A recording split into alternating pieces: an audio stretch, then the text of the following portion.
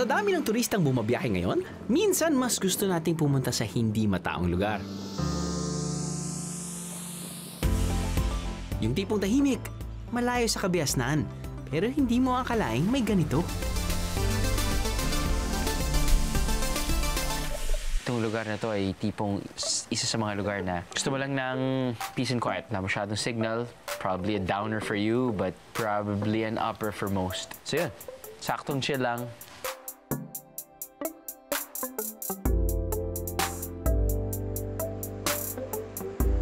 Yung paglingon mo, puro dagat ang nasa paligid, kaya puro ganito ang kakainin mo. The tourists, I mean, may choice na magpaluto ng seafood. Of course, this is an island. Hindi mawawala ang seafood.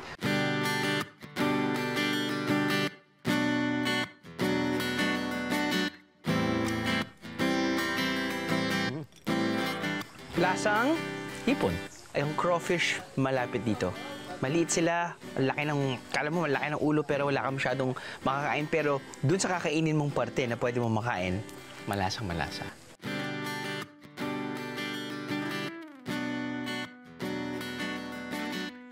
Yung ubusin ng oras mo, hindi lang sa pamasyal, kundi sa pagkilala sa mga tao. Ayun. Tapos iniikot-ikot niyo po. Para kanyari, buhay pa. O buhay pa talaga. Parang gumagalaw-galaw lang. Paano niyo po nalalaman kung pwede nang ripe for the picking na po yung kakao? Pag dilaw na. Pero hindi fully. Pwede may konting green pa. 70%. 70%. 70%. Baka nagsusorry pa po kayo sa puno. Sorry. Sorry.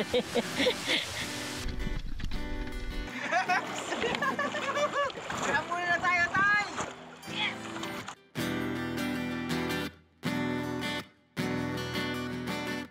Lahat ng yan matatagpuan dito sa isang isla ng Quezon.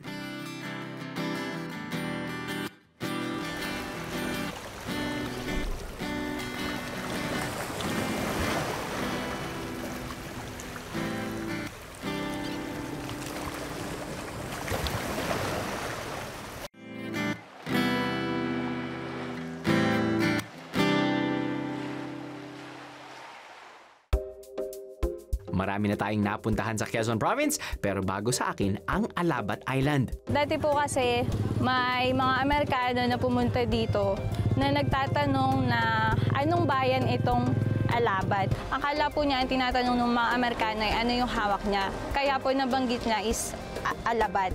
Kaya naging Alabat ang tawag sa Alabat. Nasaan nga ba ang islang ito? Sa mapa, ang isla ng Alabat ay nasa Lamon Bay o nakaharap sa Pacific Ocean. Binubuo ito ng 3 munisipyo, ang Quezon, Alabat at Perez. Hindi ito ganoon kahirap marating.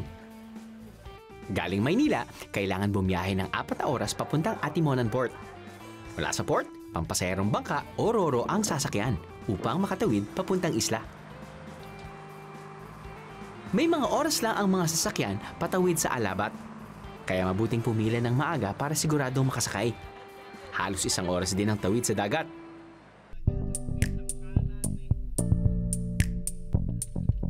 Noong 2013, sinimulang paunlarin ang turismo sa buong isla.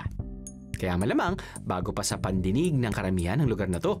Kasi hindi kami binayaan ng magandang beachfront dito sa Lamon Bay. Nag-isip kami kung ano yung pwedeng alternative activity rather than dun sa beach. Walang tour agency sa isla, kaya kung gusto niyo bumisita rito, sa tourism office kayo maaring makipag-ugnayan. Meron po kaming tour package which is 3 days, 2 nights, Lamon Bay Cruise, Pacific Side Tour, and Agri-Farm Tourism. Meron na ng accommodation, transportation, and food. Yun naman pala, biyeheros one-stop shop na sa tourism office. Mas mabilis ang paggawa nyo ng itinerary. Isa sa mga pwede nyong isama sa itinerary ang pagbisita sa iba't ibang klaseng farm ng isla. Farm tours ang naisip nilang activity para sa mga nais bumisita rito. At pagdating sa farm produce ng munisipyo ng Alabat, kalamansi ang isa sa mga nangunguna. Halos 11 taon na ang nag-aani ng kalamansi si Mang Francisco. Kami mayroong isang kooperatiba na kung saan kami ay supplier ng isang institutional buyer. At malaking bagay sa amin yun dahil hindi na kami namumroblema sa presyo ng kalamansi. Dahil kahit mura na sa merkado, mas mataas pa rin yung kuha nila sa amin. Simula nung nagretiro siya sa serbisyo bilang second lieutenant, ginugol na ni Mang Francisco ang kanyang oras sa pagpapalago ng kanyang mga tanim. Ang bis na pagtatanim niya ay pagkatag-ulan para hindi na magdilig. Binuksan na rin niya sa mga turista ang kanyang calamansi farm para sa mga nais mag-pick and pay. Ito po, makikita ninyo, itong mga malalaking ito. Ito po ay, kuha na siya. Large na, pero ito po ang mas mahal pagka dadali natin sa merkado, itong size na ganito. Ito po ay ganito lang po ang pagpitas dito sa amin. Hinahawakan pong ganyan, tapos iikot lamang. Hila, ikot ng kaunti, hila. Yun lang po ang tamang pagpitas. At kung interesado kayo sa calamansi farming, willing din si Mang Francisco na i-share ang mga nalalaman niya. Nice job, Mang Francisco! Kung kayo naman ay water babies o mas gustong chill lang by the beach kaysa mag-farming, biyahe lang ng konti papunta sa munisipyo ng Perez. Hindi man nabiyayaan ng white sand beaches ang isla, swak pa nito para sa inyong bakasyon. Perfect ang beach resort na to sa mga magbabarkada o pamilya. Hindi lang dahil malawak ang beach area, kundi marami rin silang pwedeng tulugan. Another option for a relaxing trip is this resort. Malapit lang ang beach area sa mga kwarto. Plus, wala pang masyadong establishment sa lugar na to, kaya siguradong makakapag-recharge kayo. Nasa Perez na lang din kayo? Bakit di pa tayo maghanap ng iba pang makakain? Dahil malapit na rin ang isla sa Bicol, gata ang isa sa mga pangunahing sangkap ng mga lutuin. Meron silang sariling version ng pinangat o yung gawa sa dahon ng gabi na pinakukulaan sa gata.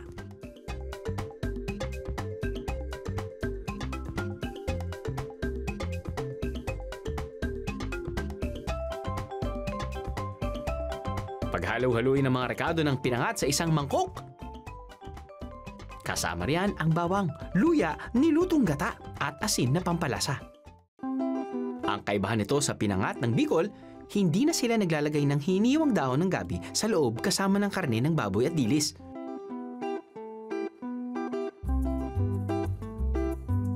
Kapag naibalot na, itatali na ito at saka pakukulaan sa gata na may tanglad.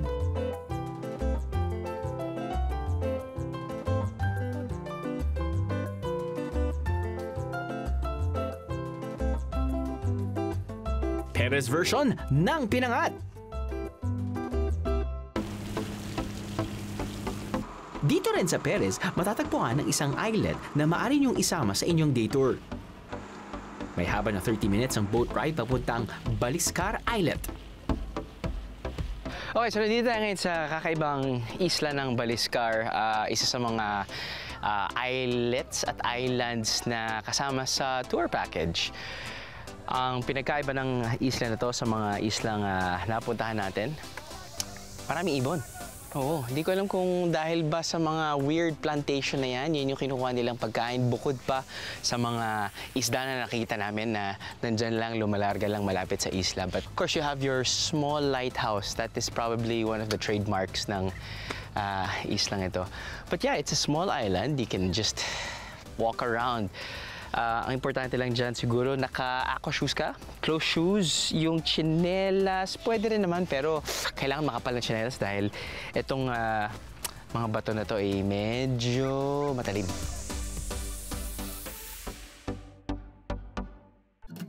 Isa sa mga munisipyo sa isla ng Alabat ang Quezon. Mula sa mainland ng Alabat Town, halos isang oras din ang biyahe papunta rito. Dito sa munisipyo ng Quezon, nagaganap ang annual Yubakan Festival tuwing buwan ng Mayo. Sa Yubakan Festival, nagbabakbakan ng iba't ibang barangay para sa karangalan ng pinakamasarap na niyubak o nilupak. Ang pak na nilupak sa nakaraang Yubakan Festival, itong gawa ng Barangay Mascarina.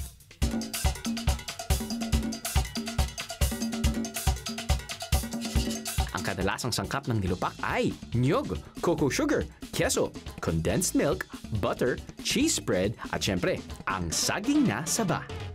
Para sa nilupak na for the win ng Barangay Mascarina, ito ang secret ingredient na naisip nilang idagdag. Ano to? Secret nga eh. Baka hindi na sila manalo kapag sinabi natin.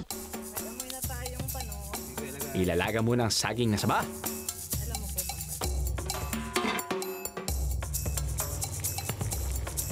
Kapag niluto na, hahanguin ito at babalatan para bayuhin.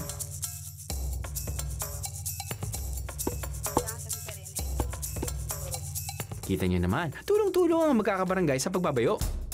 Kapag nabayo na ang saging at saka ihahalo ang iba pang sangkap at gagamitin pa rin ang pangbayo para mahalo itong mabuti.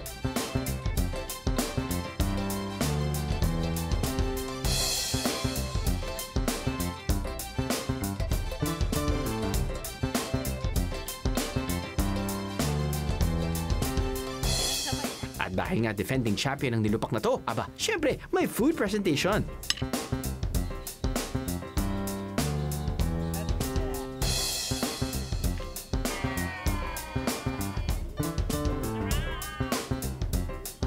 Atak na yan! Full force mga kabarangay!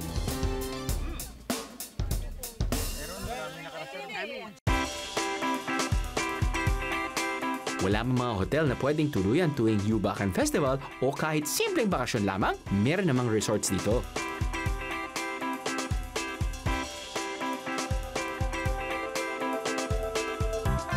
Dito sa resort na to, may mga Nipa Hut style na kwarto, beachfront rooms, at open cabanas na swak sa relaxation. Hindi nyo na rin iintindihin ang pagkain dahil may dining area na sila dito at pwede kayong magpaluto. Pagpasok pa lang namin, kahit medyo madilim, tahimik. Diretso ka pa, you see this common area, which is actually their dining hall. Now, they don't really have a restaurant. What they do is, yung kanilang parang system muna, as of the moment, ay kapag meron kang gusto yung paluto, let them know in advance. They don't have like a kitchen na tipong, if you come here and then you're like, can I ask for the menu? Wala muna silang ganun. Ito yung tipong, uy, pwede bang magpaluto? Pwede bang magpabili sa palengke?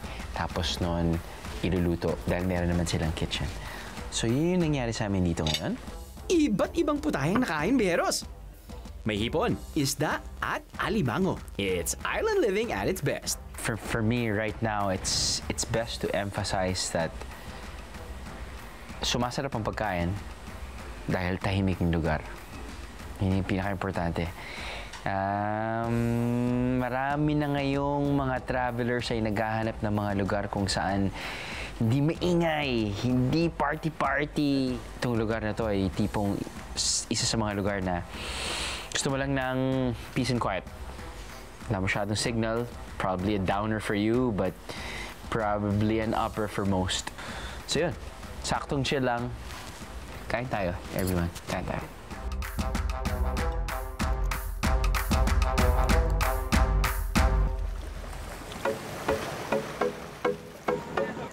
Mula sa aming resort, meron palang pwedeng side trip. Perfect daw ito kung ang hanap nyo ay saktong chill lang o IG-worthy view.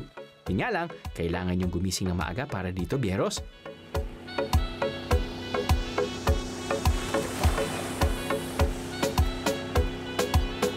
Sobrang aga namin gumising, mga 4 AM to be exact.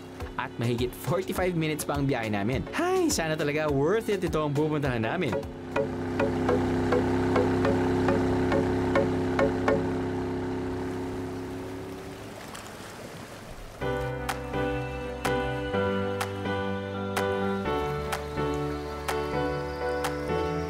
Ito ang Pulong Pasig Sandbar. Ano, Bieros? Pwede? Pwede?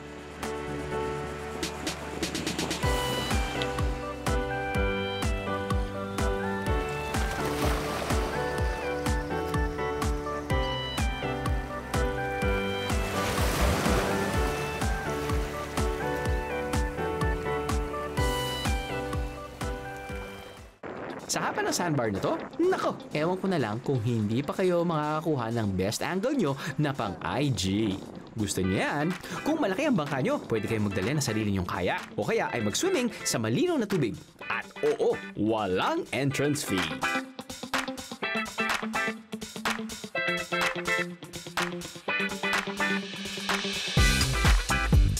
$4 AM wake-up call for this? Absolutely worth it. Habang low tide pa, dayuhin na rin ang isang mangrove area rito sa munisipyo ng Quezon. Sasama tayo ngayon sa mga mananakla o yung mga nanghuhuli ng takla.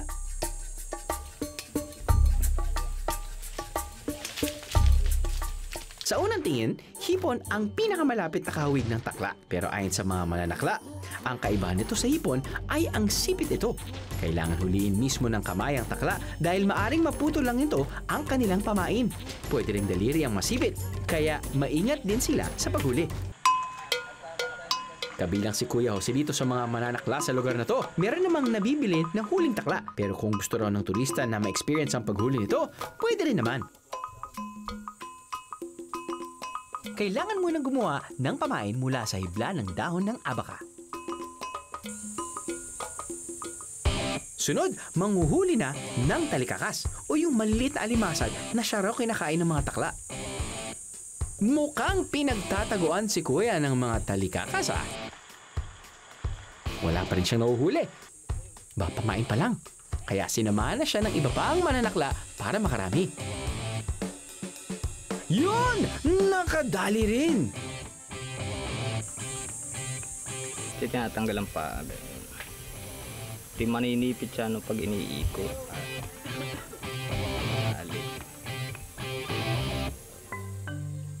Sige nga Kuya, paano nga bahuliin yan? Ayun. Tapos iniikot-ikot niyo po para kanyari buhay pa. Di parang ano siya, yung maingay sa loob. Parang gumagalaw-galaw lang. Tanggal pa ang sipit.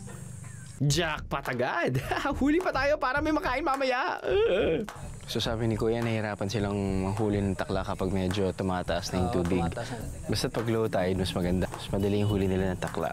Kapag medyo tumataas daw yung tubig, doon daw nag-rebuild ng bahay yung mga takla. Sabi nila, Besh, re-rebuild kami ng bahay, Besh. Yun yung pangitain ng bahay, yung pumuputi yung mga butas-butas. Kaya po, pagka po mayroong mga mapuputi, hinahanapan namin yung pwedeng kuhaan ng butas para sila ay mahuli. Medyo tumataas na ang tubig nang manghuli kami kaya kailangan pa nila talagang magbungkal sa putikan. Paano kaya nila nalalaman kung kumagat na sa pain ng takla?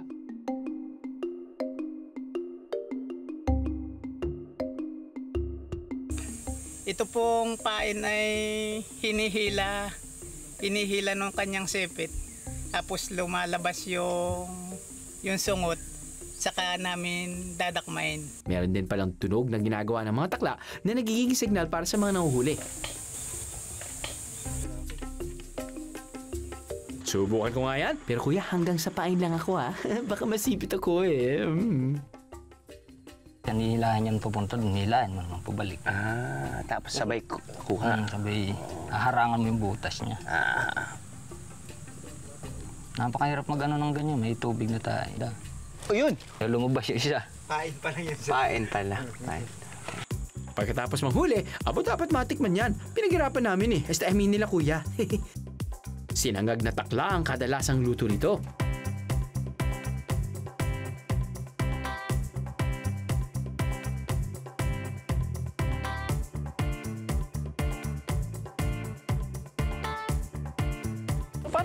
Parang kung paano nyo iluto ang shrimp or mga ibang klaseng crustacean o alimango. Ganun din naman po. Ano ba pinagkakaiba para sa mga hindi nakakaalam ng hipon pati takla?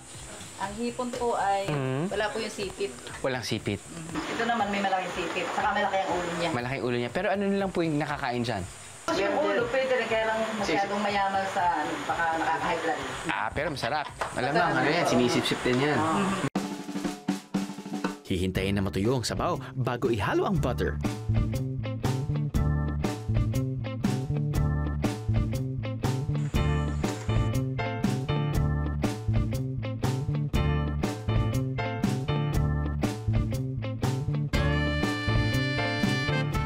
Ping, ping, ping.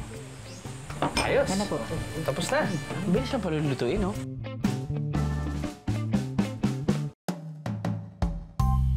Sana hindi mapakla ang takla. Tikman nga natin.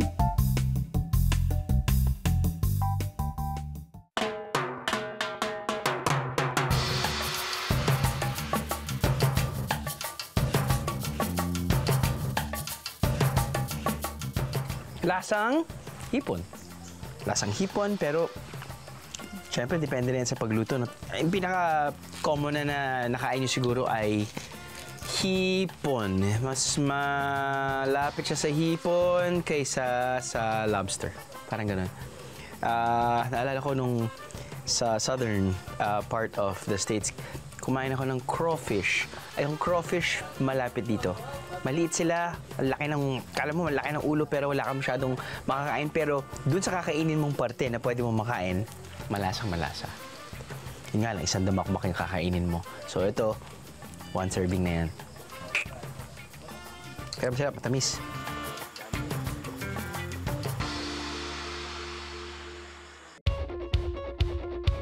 Nalibutan natin ang munisipyo ng Perez at Quezon ng Alabat Island.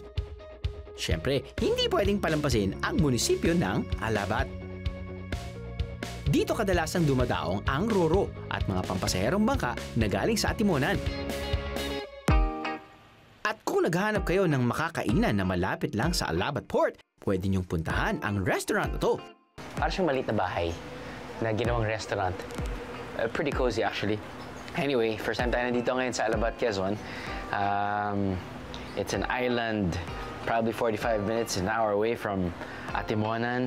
At ito yata yung one of the very first few cafes na pwedeng puntahan ng mga turista. And it's very cozy. Anyway, they usually serve pasta meals.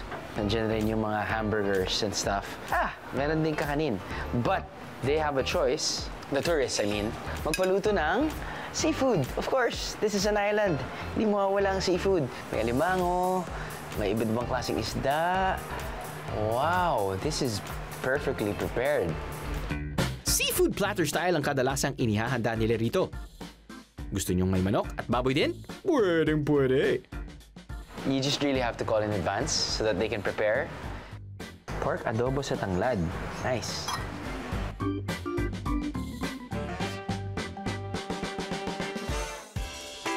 Isa sa pwede niyong tikman dito sa Alabat ay ang sinantolan o tinatawag ng iba na santol sa gata. Simple lang ang paghahanda nito.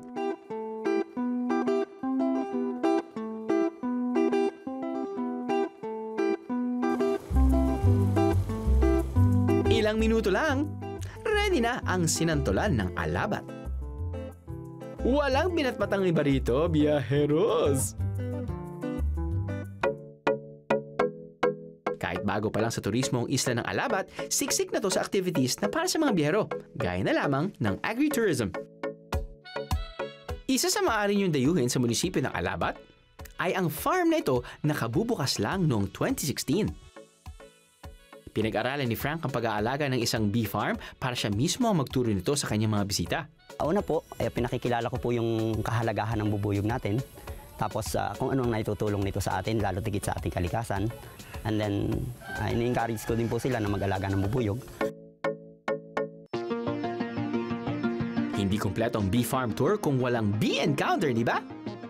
Kaya bukod sa magkakaroon kayo ng kaalaman tungkol sa mga bubuyog, masusubukan yung mag-harvest at makatikim ng iba't ibang klaseng honey. Dahil nga sa pagtaas ng bilang ng turistang pumupunta sa kanyang farm, nakaisip siyang gumawa ng ibang mababahayan ng mga alagang bubuyog. Gumamit siya ng mga bao ng niyog na tinatakpan lamang niya ng tabla. O kaya sa isang kwadradong kahon na tinatakpan niya ng salamin. Sa ganitong paraan, mas madali niyang nabubuksan ang mga bahay ng mga buyog at mas madali rin siyang nakakakuha ng honey mula rito. Kasama sa bee encounter experience ang pag-harvest at pagtikim ng fresh honey. Ito po yung medyo mabait, hindi siya gasinong aggressive, hindi kasulad ng isang species. At tetestingin po natin kumuha tayo ng honey nila. Yung pong honey talagang pong para kanila po yan, pagkain po nila, tayo po ay manghihingi sa kanila. Ganyan din po yung bee pollen. Yan po yung press na honey.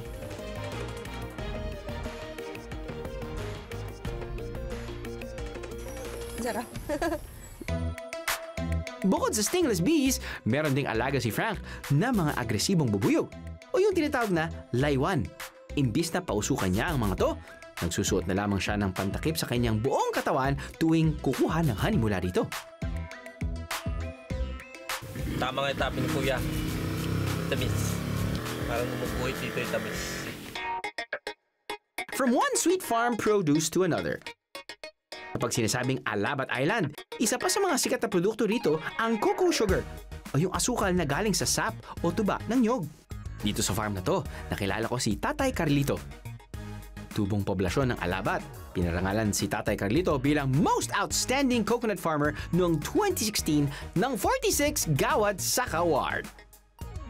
At dito sa kanyang 5 ektaryang taniman ng nyog, nanggagaling ang produkto nilang cocoa sugar. So gaano katagal na ho kayong nag-harvest ng nag-aalaga ng mga coconut trees? Last quarter of 2015 up to now.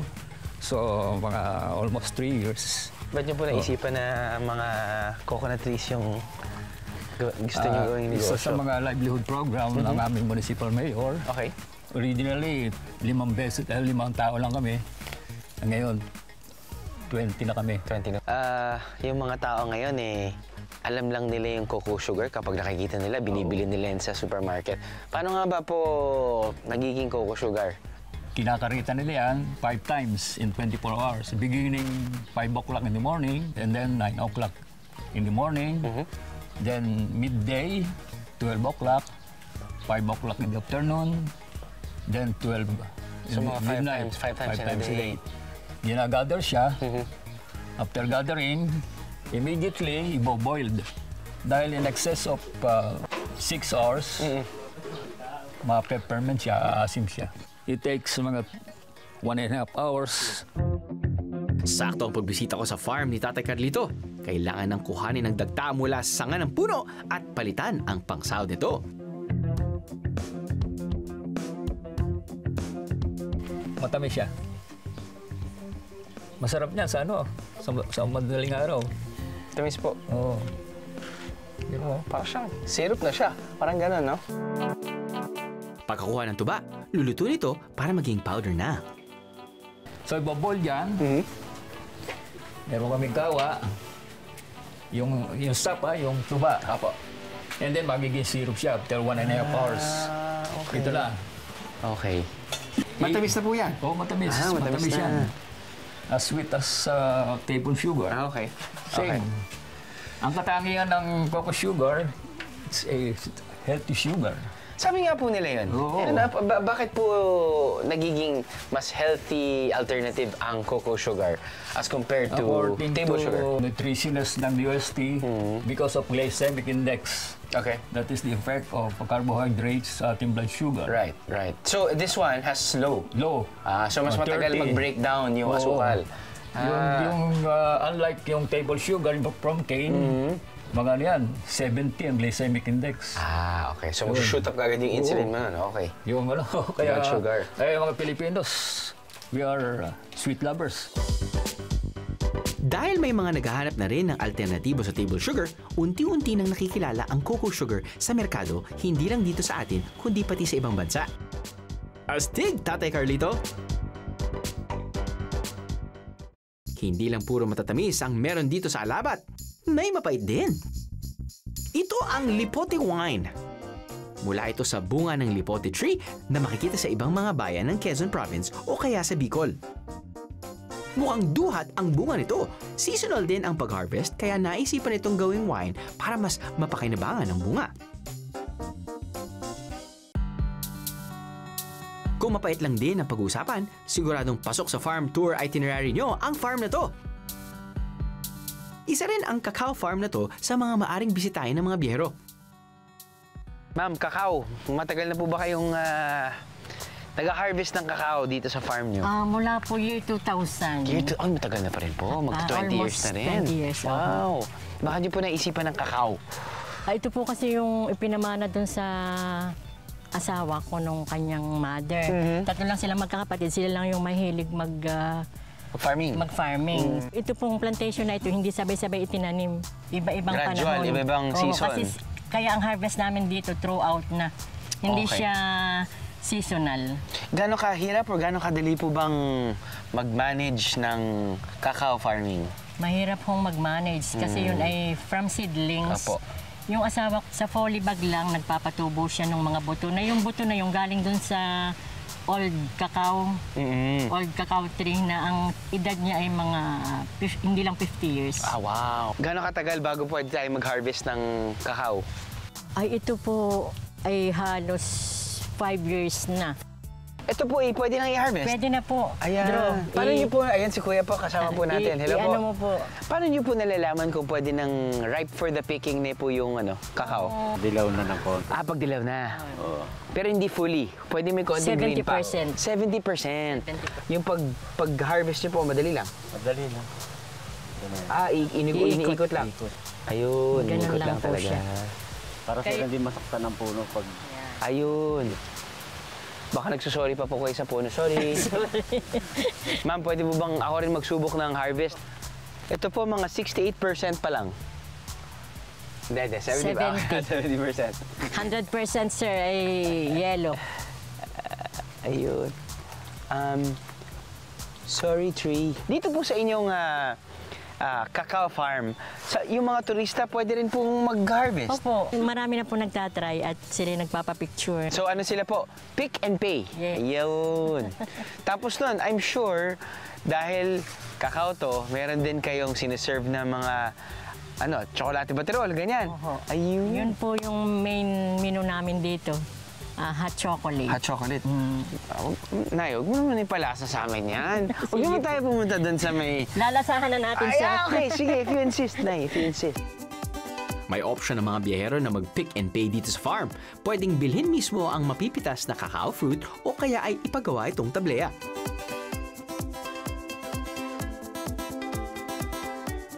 Mano-mano ang paggawa nila ng tableya rito. Kinukuha ang mga buto nito at saka pinatutuyo. Kapag natuyo, saka ito isasangag para maging roasted beans. Pagkatapos, gigilingin ang cacao beans para maging pinong tsokolate na gagawing tableya.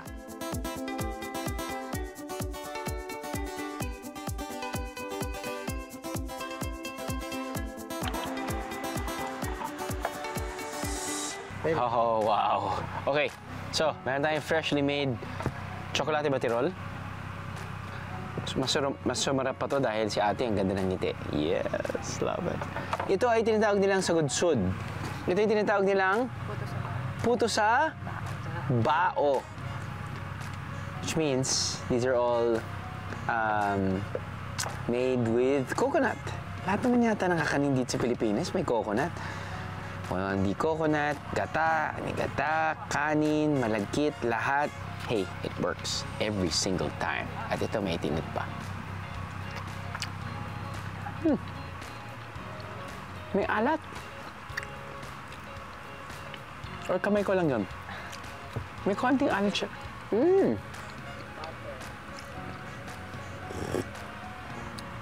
Wow. Okay, sorry. Cheers.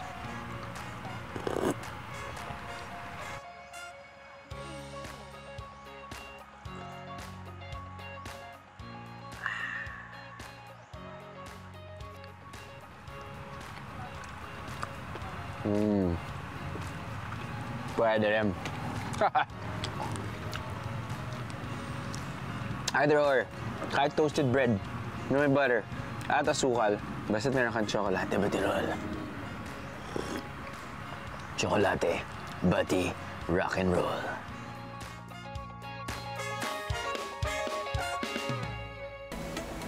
Kung iniisip nyo na nakakapagod ang lahat ng pwedeng gawin dito sa Alabat, hindi naman lahat pieros. The Tourism Office can give you other options para mas ma-enjoy nyo ang bakasyon nyo rito. Pwede kayong sumaglit dito sa tinatawag nilang Kabila Beach sa barangay ng Villa Norte para sa isang quick beach trip. Hindi man ito white sand, siguradong marirelax kayo sa tunog ng alon. May floating cottage pa kung saan matitikman ang iba't ibang seafood dishes. Kasama ito sa tour package ng kanilang tourism office. Paluto style ito, kaya dapat advanced cooking.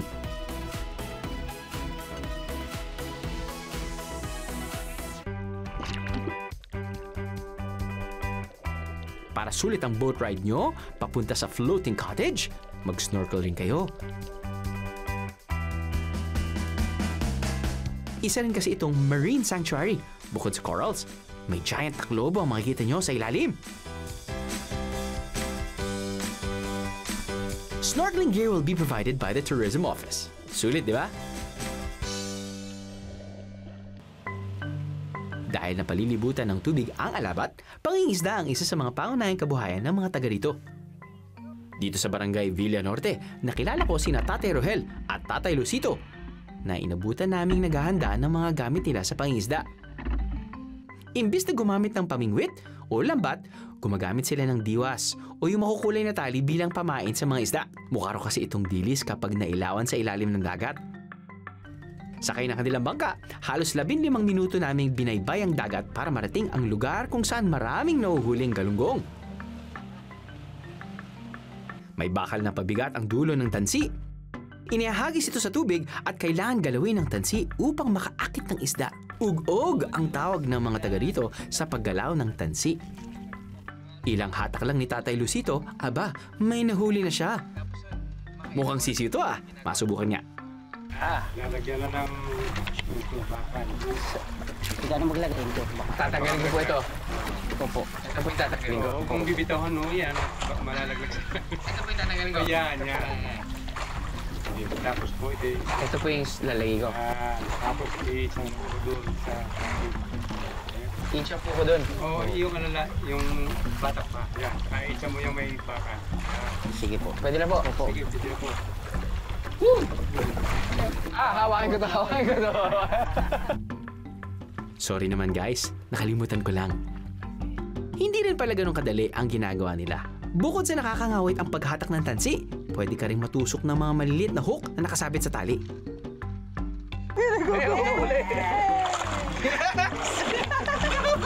Napuna na tayo, Tay! Yes! Kahit hindi naman natin first time na nag-feature ng ganyan, nakakatuwa pa rin talaga each and every time kapag nakakita tayo ng different ways kung paano sila mangingisda, no? Parang right off the bat, gagamit lang sila ng sinulid o tali, tapos nun walang living bait. Gumagamit lang sila ng medyo makulay na reflective material para lang ma-attract yung mga isda. In this case, yung isda na yan ay mga galunggong na ganyang kaliliit. Tapos nun, yun, after a few minutes, nakakuha na kami siguro ng mga 10 in 5 minutes. Bilis lang. Kaya tinanong kay Kuya kapag madaling araw daw, mga 4:00, maalis na siya. Tapos nun, it takes him about 2 hours to get around 40 kilos. Pwede na. Minsan, sa mga lugar na hindi pa natin inaasahan, tayo nakakakuha ng bagong karanasan. Para sa mga lokal na isla ng Alabat, ang pagbabahagi ng araw-araw nilang pamumuhay ang naisip nilang paraan para makilala pa ang probinsya. Wala man silang mga bagay sa ibang tourist destinations, sinusubukan nilang ipakita ang ganda ng Alabat sa kung anong meron sila. So why not give them a try? Ready na ang Alabat Island para sa inyo mga biyahero. Kayo na lang ang hinihintay.